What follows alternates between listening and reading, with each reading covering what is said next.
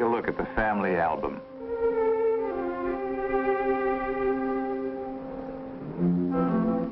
Here he is at his home, Fairlane.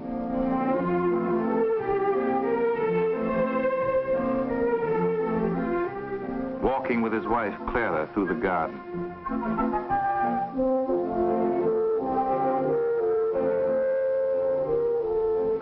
Laughing with a friend over a cartoon of himself. On the ice-covered pond with his grandchildren.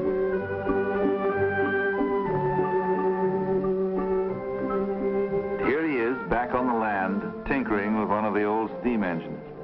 He was always wondering how he could take the burden of work from the back of the farmer and put it onto the machine.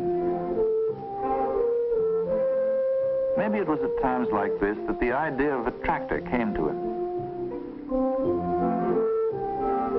The tractor was the realization of one of his oldest dreams.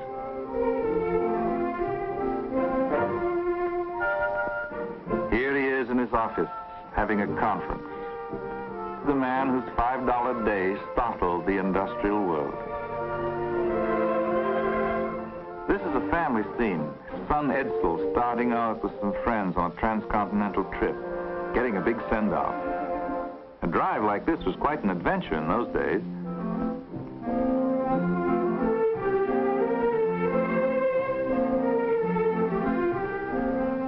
He liked to dance country dances.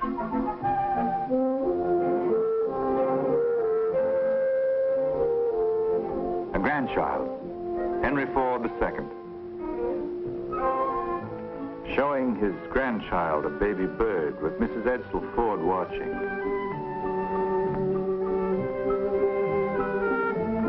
Still the farmer, teaching his grandchildren, Henry II and Benson Ford, to love the soil.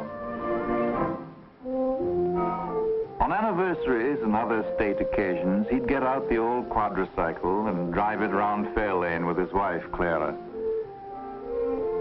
What memories it must have brought back.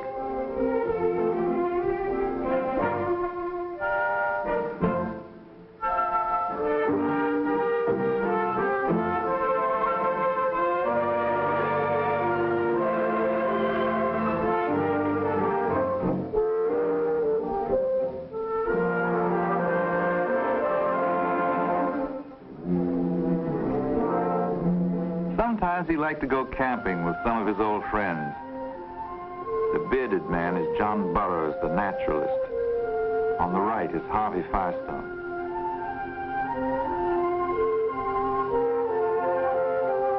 He still knew how to swing an axe.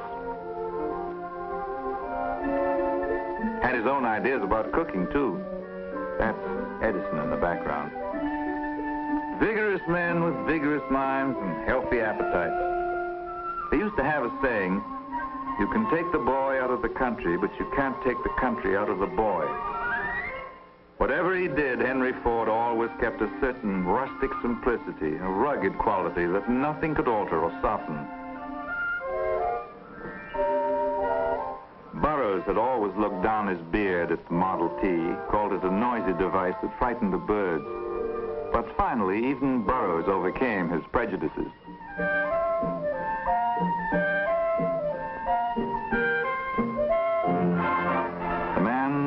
The legend. These are men whose ideas changed our way of life and made it better.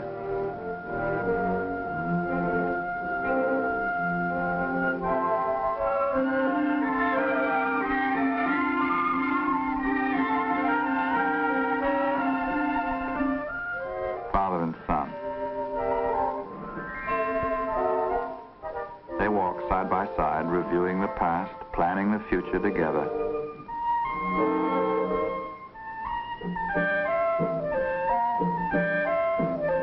How quickly it all had happened.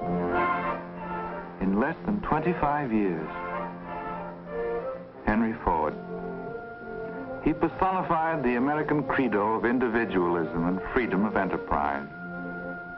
He will long be remembered. As the American road became better, the cars that drove along it began to change. They became larger and heavier, lower and longer. The highway had become an extension of the city street, and people began to demand boulevard comfort and luxury in their transportation. Balloon tires and shock absorbers took the roughness out of driving. Interiors were the Ritz. Some even had a crystal vase to hold a single elegant flower.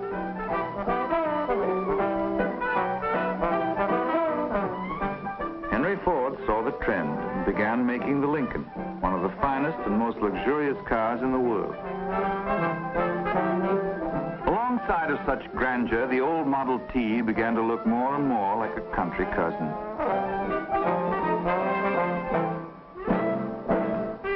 The times had changed, and the car that had changed them was no longer needed. Henry Ford decided to stop producing it. In May 1927, the 15 millionth Model T came out of the plant. And the assembly line closed down forever on the world's most famous car. From then on, the old flivver began to disappear from the roads. As old cars were turned in, they were taken back to the plant.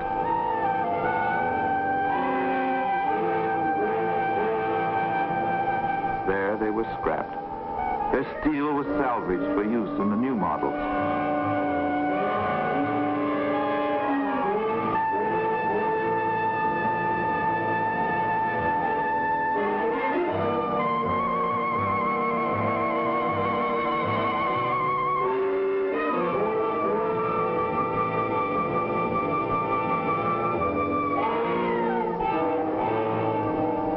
Once in a while, a car would balk at the mouth of the furnace as though in a last effort to save itself. The Model T died hard.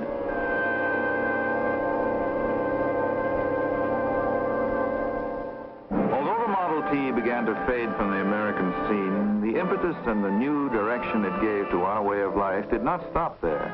It gathered momentum that carried us through the gay 20s.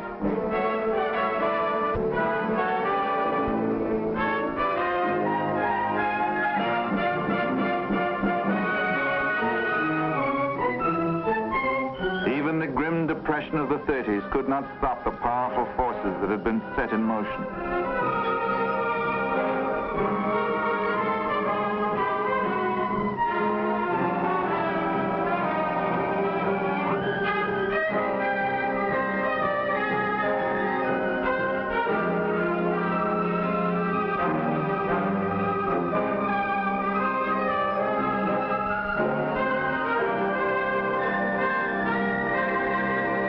Lessons learned from the assembly line and mass production helped us to win a long and terrible war.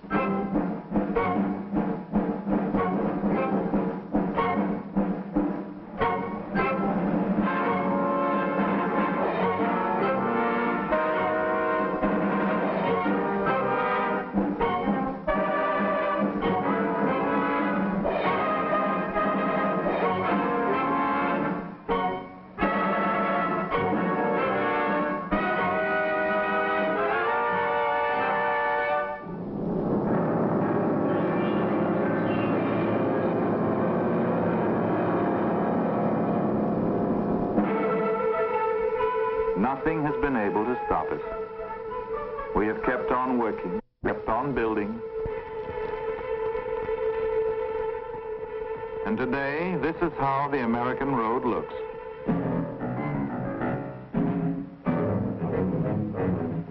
The whole nation has become swift and mobile, flowing along over a great network of highways more than 3 million miles long and constantly growing. The American road has lifted itself high above the muddy ruts of 50 years ago.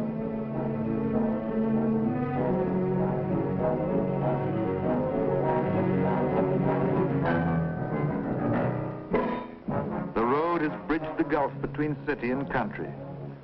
Their ways of life have mingled, and both share the fruits of progress equally. Machines have taken the burden of work from the back of the farmer. No longer do the women on the farms grow old before their time. And the people of the cities have been able to move out into quiet communities full of sun and fresh air that seem almost like living in the country. The old country schoolhouse has vanished, and the energy of the children is no longer wasted in walking miles to get there.